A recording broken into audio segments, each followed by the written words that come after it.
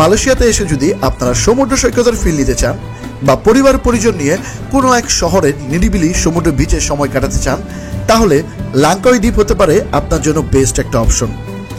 আমরা প্রায় 3 দিনের মতো সময় নিয়ে হাতে লাঙ্কাউই দ্বীপ ঘুরে দেখেছি। অসাধারণ একটি জায়গা, আর কেনাকাটার জন্য বলতে গেলে বেস্ট একটা অপশন এই জায়গা।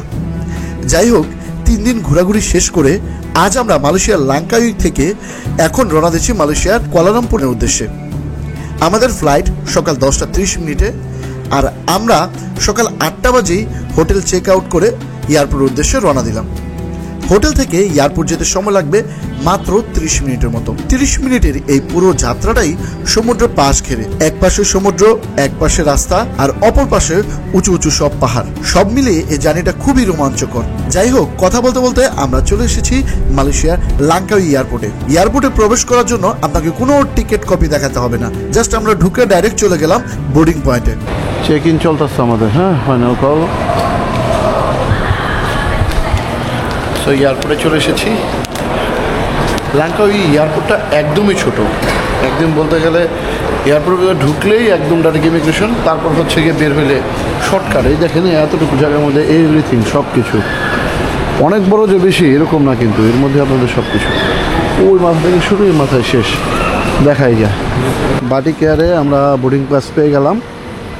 তো এখন আমাদের যাত্রা শুরু হবে লাঙ্কাউই থেকে কেএল মানে কুয়ালালামপুর পর্যন্ত, এবং 1 ঘন্টা 10 মিনিটে হয়তো বা জার্নিটা হবে।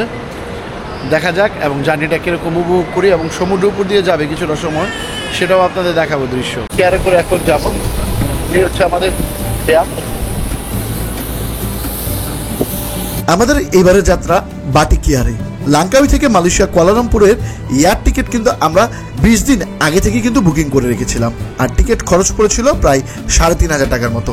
মাত্রই এয়ারে উঠে বসলাম, আর বাটিক এয়ারে দেখেন সিটগুলো খুবই কনজাস্টেড, পা রাখার পর্যন্ত জায়গা নেই। বাট যদি টিকিটের কথা চিন্তা করি তাহলে এদিক দিয়ে ভালো, কারণ মাত্র 3,500 টাকায় টিকিট পেয়েছি। বুঝতেই পারছেন, 1 ঘন্টা জার্নি, তো ওই হিসাব করলে কিন্তু ভালোই সাশ্রয়ী। যারা লো কস্টে ট্রাভেল করতে চান, এটা কিন্তু একটা বেস্ট অপশন, বাই রোডে যাওয়া থেকেও কম খরচে পড়বে। তবে একটাই আফসোস, জানলার পাশে সিটটা পেলাম না, দূর থেকে দেখতে হচ্ছে ভিউ।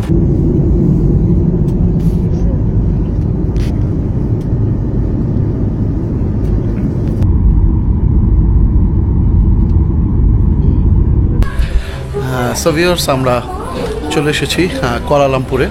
এয়ারপোর্টের ভেতরে আছি এখন বর্তমানে। আমাদের ব্যাগেজগুলো কালেক্ট করতে যাচ্ছি। সামনে ব্যাগেজগুলো আছে।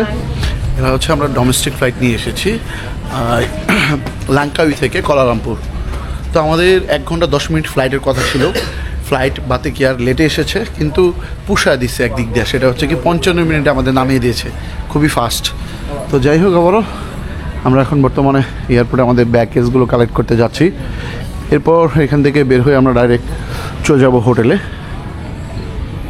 খুব সুন্দর এয়ারপোর্ট এরিয়া, আর এখানে অন্য সব এয়ারপোর্টের মতো না, যেগুলো টাইলস থাকে এখানে কার্পেট বেছানো দেখতেছি। আমরা যখন আজকে জার্নি করতেছিলাম তখন প্রচুর পরিমাণ মেঘ ছিল, আর মেঘের কারণে বাতিক এয়ারটা এতটা শেকিং করতেছিল, মানে প্রচুর পরিমাণে ভয় লাগতেছিল, এতটা শেকিং করতেছিল একটু পরপরই। খুবই প্রেশার ছিল মেঘের। আমাদের ব্যাগেজ কালেক্ট করার জন্য যে ঘোরাঘুরি করতে হইতেছে, কারণ টিকিটের মধ্যে লিখে দেয় না, টিকিটের মধ্যে লিখে দেওয়া হয় না কোন জায়গা থেকে ব্যাগেজগুলো কালেক্ট করতে হবে। এখানে শুধু দেখতেছি চিহ্ন উপরে, নোটিশ বোর্ডে, এবং এটা অনুযায়ী হাঁটতেছি, খুঁজে পাচ্ছি না এখনও পর্যন্ত। সবাই একই অবস্থা, ওই যে ব্যাগেজ যেন দৌড়াইতেছে, কোথায় দিবে ব্যাগেজগুলো। ব্যাগেজের সিস্টেমটা হয়তো আলাদা, একটা পোর্শন করে দেওয়া আছে কোন কোন সিরিয়ালে আসবে। আমাদের দেখা যাচ্ছে যে লাঙ্কাউই আমরা মাত্র এসেছি, এম সিরিয়ালে আসবে, যার কারণে যে এমে চলে এসেছি। প্রায় 1 ঘন্টা পরে আমরা আমাদের লাগেজগুলো হাতে পেলাম। খুবই সুন্দর এবং হ্যাসেল ফ্রি এটি জার্নি শেষে আমরা এখন রওনা দিব বুকিত বিতাঙে আমাদের আগে থেকে বুকিং করে রাখা হোটেলের উদ্দেশ্যে। এয়ারপোর্ট থেকে বের হতে হতেই আমরা অনলাইনে গ্রাফ কল করে দিলাম। গ্রাফে আসতে আর 10 মিনিটের মতো সময় লাগবে, আমরা বাইরেই অপেক্ষা করলাম। তো ভিউয়ার্স, আমাদের গ্রাফ থেকে কল করা হয়েছে, গাড়ি চলে এসেছে। আমরা এই গাড়িতে করে এখন রওনা দিব আমাদের হোটেলের উদ্দেশ্যে।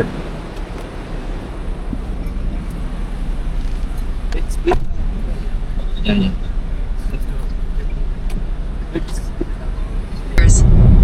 to the right. তো এয়ারপোর্ট থেকে আমরা বের হয়ে গাড়ি নিলাম, ডোমেস্টিকে নেমেছিলাম আমরা।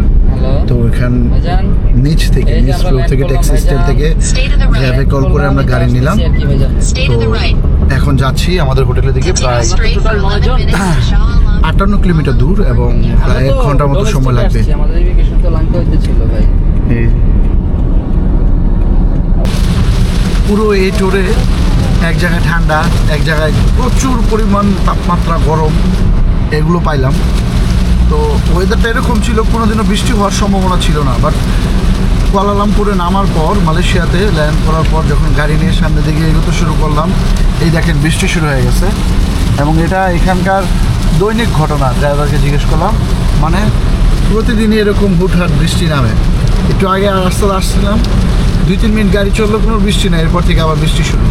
হয়তো বা সামনে আবার খালি হবে, বৃষ্টি নাও থাকতে পারে। বাট কী পরিমাণ রেডিং হচ্ছে দেখেন, একদম প্রচুর বৃষ্টিপাত হচ্ছে।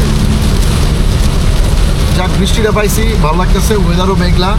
মালয়েশিয়াতে সহনশীল তাপমাত্রা এখন পর্যন্ত ওই লাঙ্কাউই থেকে অনেকটা।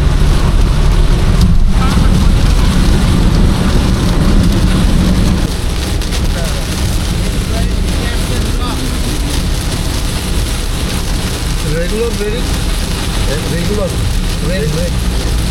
raining regular. যাক, অবশেষে আমরা আমাদের হোটেলে চলে এসেছি। এই যে আমাদের হোটেল। এবং আপনাদের আরেকটি ইনফরমেশন দিয়ে রাখি, সেটা হচ্ছে আমরা যখন গাড়িগুলো বুকিং করি, ক্যাব বা আপনারা যেভাবে আসেন না কেন, গ্র্যাবে বা গাড়ি বুকিং করে এয়ারপোর্ট থেকে কুয়ালালামপুর পর্যন্ত, তো এইখানে অবশ্যই আপনার গাড়িতে বলে নেবেন যে যদি গাড়ি প্রাইস চায় 70 রিঙ্গিত বা 60 রিঙ্গিত, তাহলে সেই ক্ষেত্রে কিন্তু এটার সাথে আরও 9 বা 10 রিঙ্গিত তাদের টুল চার্জ অ্যাড হবে। গ্র্যাভে নিলে কিন্তু এটা বলা থাকে না গ্র্যাভে, কিন্তু গ্র্যাব ভাড়া দিতে গেলে তখন গিয়ে দেখবেন যে এক্সট্রা টুল চার্জ অ্যাড করেছে। তো যাই হোক, সমস্যা নাই, ওটা দিয়ে দিলাম এবং আপনাকে জানিয়ে দিলাম। এবং আমাদের হোটেলে একদম মেন পয়েন্টে দেখতে পাচ্ছেন, এইখান থেকে ঢুকে আমাদের যে রিসেপশনে সবাই বসে আছে, রুমের চাবি নেবে আর কি।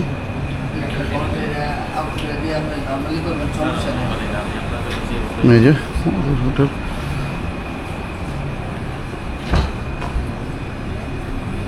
সোভিয়ার্স, কুয়ালালামপুরে এসে আমরা বুকিট বিন্তানে এখানে হোটেল নিয়েছি এবং হোটেলে চেক ইন করে ফ্রেশ ট্রেশ হয়ে এখন আমরা যাচ্ছি হচ্ছে দুপুরের লাঞ্চ করতে। তো আমরা এখানে আসার পরই একদম বৃষ্টি পেলাম, প্রচুর বৃষ্টি কুয়ালালামপুরে হচ্ছে। আসার আগে এয়ারপোর্ট থেকে বৃষ্টি পেয়েছি। আর এখানে আসার পর এখনও ওয়েদার মেঘলা আছে, কিন্তু বৃষ্টি পড়ে নাই, হালকা হালকা গুড়ি গুড়ি বৃষ্টি পড়তেছে। হয়তো অনেক ঝড় বা ভালো পরিমাণ বৃষ্টি নামবে। আর চমৎকার একটা ওয়েদার, কারণ লাঙ্কাউইতে যে পরিমাণ আমরা রোদ গরম খাইছি, এই অনুযায়ী এখানে ওয়েদারটা পারফেক্ট আমার কাছে লাগতেছে। কারণ অত বেশি গরম না, আর মেঘলা ওয়েদার। ওই যে আপনাকে গাড়িতে আস্তে আস্তে বলছিলাম, মালয়েশিয়াতে ওয়েদারটা এরকম যে ওদের মাসের মধ্যে 14 দিনই বৃষ্টি থাকে।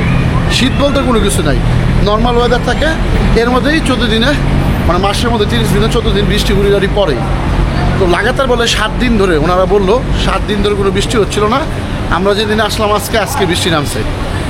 তো এক্ষেত্রে আমাদের ভাগ্য ভালো, বললো যে আপনারা একটু মজা করে হাইটা ওয়াকিং ডিস্টেন্সের যা যা আছে ঘুরে দেখতে পারবেন, যেহেতু রোদ কম।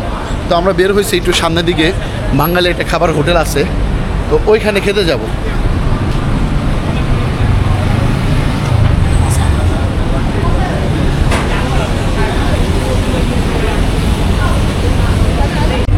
তো আমরা চলে আসলাম একটা গলির ভিতর দিয়ে, এই জায়গাটায়। এখানে অনেক বাঙালি খাবারের দোকান আছে মালয়েশিয়াতে, এই এরিয়াটাতে দেখতে পাচ্ছেন। ওটা বাঙালি ভাই ভাই, যে ইলিশ মাছের ছবি দেওয়া। তো এই আর কি, এই দেখেন এই রাস্তা, এবং ওই যে হইতেছে রেস্টুরেন্ট ওই পাশে।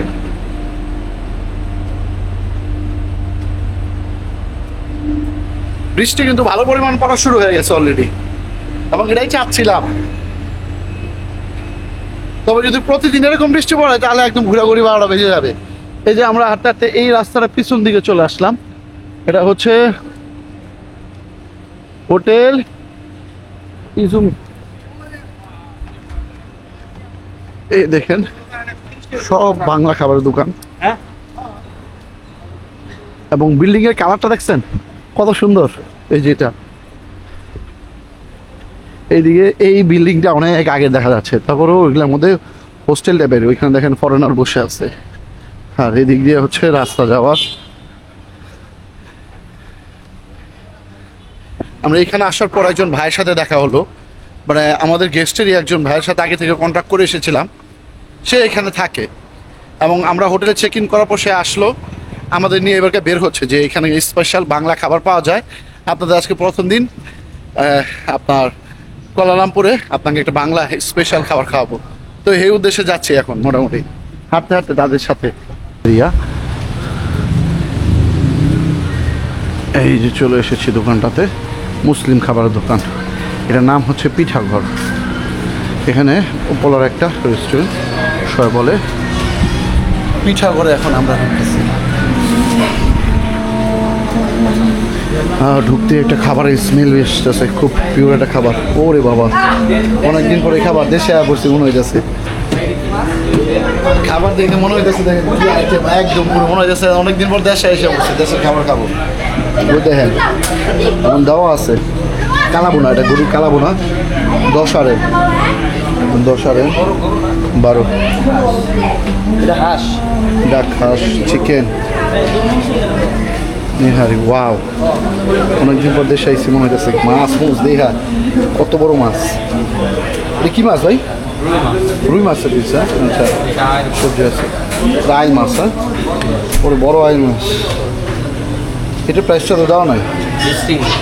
হ্যাঁ, 20 রিঙ্গিত। হ্যাঁ, ইলিশ মাছ, মাটন আছে আপনাদের এখানে? মাটন কারি আছে, মাটন কারি। হ্যাঁ, ওই যে এটা। আচ্ছা, নেহাল মাটন কত রিঙ্গিত? 15 রিঙ্গিত। 15। ওকে, ঠিক আছে, থ্যাংক ইউ। প্রত্যেকটারই আইটেম দেওয়া আছে এবং এই যে ইলিশ মাছও আছে, দেখতে পাচ্ছেন এখানে ইলিশ মাছও পাওয়া যাচ্ছে। এই রেস্টুরেন্ট হইতেছে পিঠাগড় রেস্টুরেন্ট, আর এটা কুয়ালালামপুরেই একদম পুরো সেন্ট্রাল পয়েন্টেই।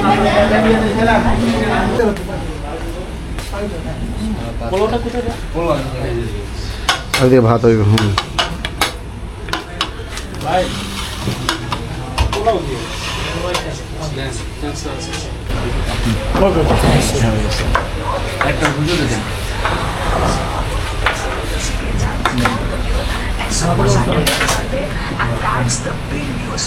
খাবার আজকে সবাই পেট ভরে খাইবে অনেকদিন পর। বিফ লইছে, বিফ কত পিস পড়ছে? অনেকগুলো তো দেখতেছি, ভালোই। বিফ পড়তেছে 12 রিঙ্গিত এমআর। আর হচ্ছে আমাদের যে খাসি চলে এসেছে এদিকে। আমাদের এই খাসি পড়েছে হচ্ছে 15 ringgit.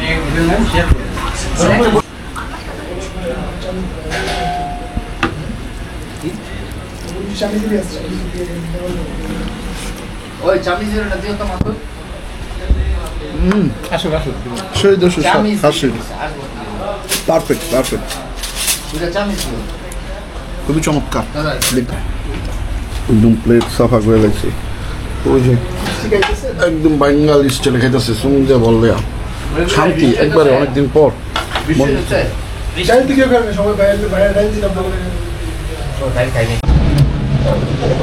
So viewers, Malaysia Bukit বিন্তানে এসে আমরা দুপুরে খাওয়া দাওয়া কমপ্লিট করলাম মাত্র। আর মজার একটা খাবার ছিল পিঠাগড় রেস্টুরেন্টে। তো খাওয়া দাওয়া শেষে এখন দেখলাম যে সবার পকেটের টাকা শেষ হয়ে গেছে, কারণ প্রায় আমরা 140 রিঙ্গিতের মতন খেয়েছিলাম 5 জন। সবাই ইচ্ছা মতন গরু খাসি দিয়ে যেতে পারছে খাইছে, আবার ফ্রুটসও খাইছে, চা। তো এখন যেহেতু টাকা শেষ, এখন ডলার এক্সচেঞ্জ করতে এলাম। 2-4টা দোকান দেখলাম, তারপর এক জায়গায় পাইলাম হচ্ছে মানি এক্সচেঞ্জে একটা ভালো রেট পাইছে এখানে। এই যে মানি এক্সচেঞ্জটা ঠিক এই টাইম স্কোয়ারের পিছন দিকে। তো এখান থেকে আমরা এখন টাকা ভাঙাবো, আর টাকা ভাঙে আমরা তারপর হচ্ছে বাইরের দিকে ঘুরতে বেরোবো। আর সবচেয়ে একটা বিষয় খারাপ লাগতেছে, সেটা হচ্ছে কি আগে বলছিলাম যেন রোদ টানা থাকে, একটু হালকা বৃষ্টি হইলে যেন ভালো, কারণ এত পরিমাণ রোদ খুব খারাপ লাগতেছিল। কিন্তু এখন এত পরিমাণ বৃষ্টি দিচ্ছে, বেরোতে পারতেছি না। এই দেখেন মানুষজন রাস্তায় বেরোতেছে কিভাবে, সবাই ছাতা হাতে। আর আমরা ট্যুরের পরিকল্পনা করে এসেছিলাম, ছাতা নিয়ে আসি নাই, তো ঘুরতে আমাদের একটু অসুবিধা হচ্ছে এত বৃষ্টির মধ্যে। আর আজকে বিশেষ করে চায়নাদের হচ্ছে হ্যাপি নিউ ইয়ার, মানে ওদের যে নববর্ষ, আমাদের বাংলাদেশে আমরা বলি না বাংলায় নববর্ষ, তো চাইনিজদেরও হচ্ছে new year time, happy new year. তো তারা এখানে প্রোগ্রাম করতেছে, এই দেখেন কত মানুষ বিভিন্ন ধরনেরই সেজে যাচ্ছে, এই দেখেন।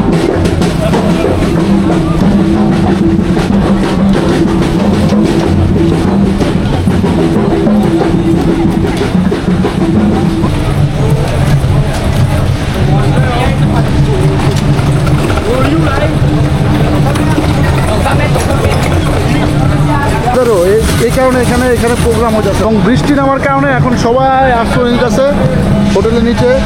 ওই দেখেন আরো আস্তে আস্তে দেখেন কত বড়।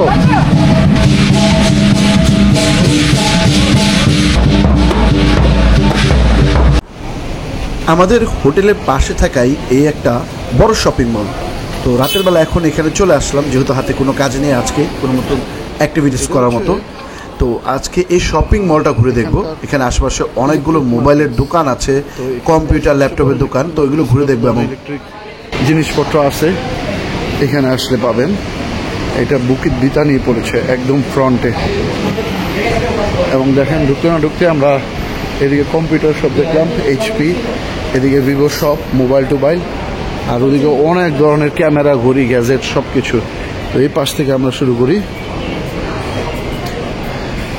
নিচটা একদম আমাদের বসুন্ধরা সিটির মতন, ঢুকলেই যেরকম মোবাইলের একটা দেখা যায় ঠিক তেমনই। এই দেখেন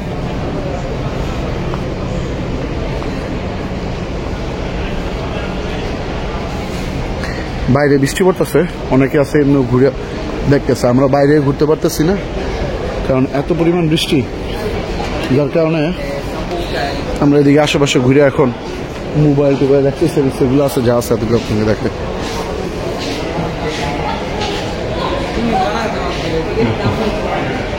ল্যাপটপ, দুই তলাতে আরো আছে স্যামসাং মোবাইল। এই যে শুরু হয়ে গেল মোবাইল রিপেয়ার, মোবাইল গ্যাজেট, ঠিক আছে, সেলফি স্টিক, মোবাইলের কাভার, ইটি যা আছে কি লাগবে সব কিছু আছে, এভরিথিং।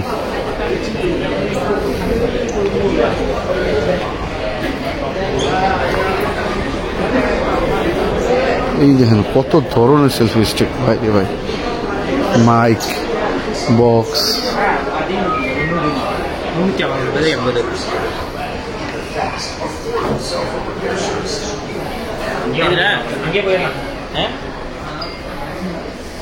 মালয়েশিয়াতে অনেক বড় বড় শপিং মল আছে, এর মধ্যে কিন্তু এটি একটি। প্রতিটি শপিং মলই অনেক রাত পর্যন্ত পর্যটকদের আনাগোনা থাকে।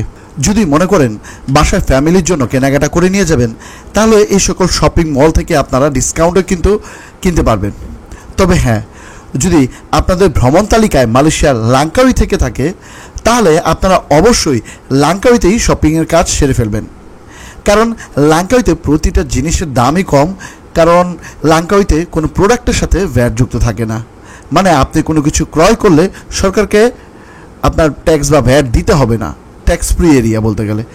এই কারণে যখন আমরা এখানে আসলাম মালয়েশিয়ায়, আমরা কয়েকটা আতর কিনেছিলাম আর কয়েকটা ব্র্যান্ডের জিনিস যেগুলোই বলি না কেন, তো মোবাইল। তো এইখানে এসে দাম কম্প্যারিজন করার পর দেখতে পারলাম যে এখানে প্রচুর, মানে 1-2 হাজার টাকা বাংলা টাকা ক্যালকুলেশন করলে বেশি পড়ে যাচ্ছে। তো এতেই বোঝা যাচ্ছে, আপনাদের অবশ্যই বলবো যদি আপনাদের প্ল্যানে লাংকাউই থাকে তাহলে অবশ্যই শপিংটা লাংকাউই দ্বীপে গিয়েই করবেন। আজকের ভিডিওটি এই পর্যন্তই। আজকে শুধুমাত্র আমরা বুকিত বিতানে আসলাম আর এখানে আশেপাশে ঘুরলাম এবং শপিং মলটা একটা ঘুরে দেখালাম। বাট কালকে আমাদের মেইন সিটি ট্যুর, আমরা কালকে বাতু কেভ এবং গ্র্যান্টিং হাইল্যান্ডে যাব। তো কিভাবে যাচ্ছি পুরো ফুল প্রসেসটাই আপনাদের দেখাবো এবং কী কী দেখলাম এখানে ঘুরে। তো ওই পর্যন্ত সাথে থাকবেন, ভালো থাকবেন, সুস্থ থাকবেন। দেখা হবে পরবর্তী ভিডিওতে।